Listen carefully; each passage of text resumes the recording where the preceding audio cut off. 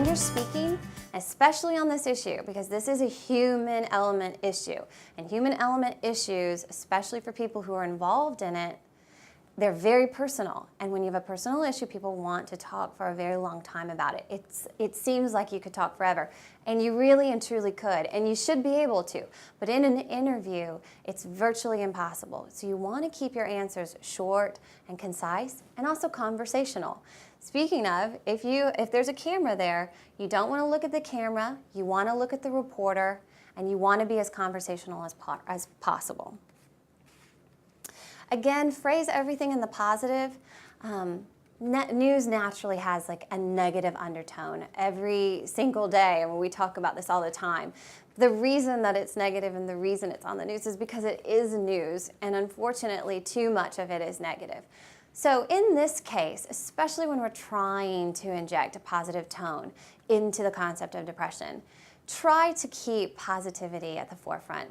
Try to focus on the fact that if more people were to get involved, if more people invested in research into the issue, whatever it may be, more people will be helped, more people will survive, and overall, it would just be a more positive experience.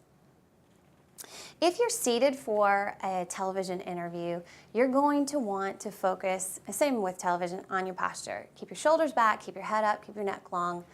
Slouching on television in particular comes off very, very poorly. It shows up just like a blob. So if you're wearing a suit, you're a blob in a suit. So standing up or sitting up very straight with good posture is really critical. And you know, this is just the reality of it, but how you look and how you appear and how you present yourself in an interview, especially if it's broadcast, especially if it's television, really will impact the viewers and the listeners. So you want to give your best self, you want to put your best self forward, and part of that is having good posture.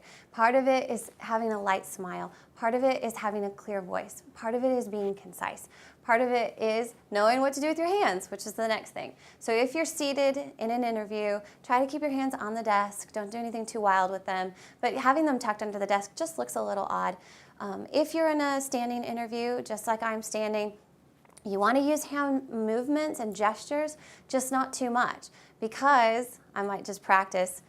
The camera people have a set screen that they're working within, and if you move your hands outside of that, it could really mess it up. So keep them active, because standing here like this makes you look really nervous, but also not too big.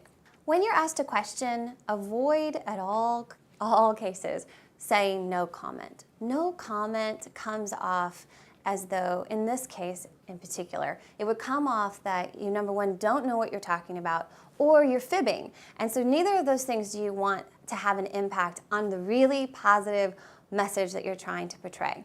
So if you do not know an answer, if you're asked a question and you just don't know the answer, it's perfectly okay and it is perfectly within your right to say, I don't know, let me get back to you. And viewers, the reporter, and yourself will all feel completely fine about that answer. But saying no comment is just misleading. It just doesn't come off right. The only time I've ever heard people say no comment is when they're in a lot of trouble. So you don't want to do no comment.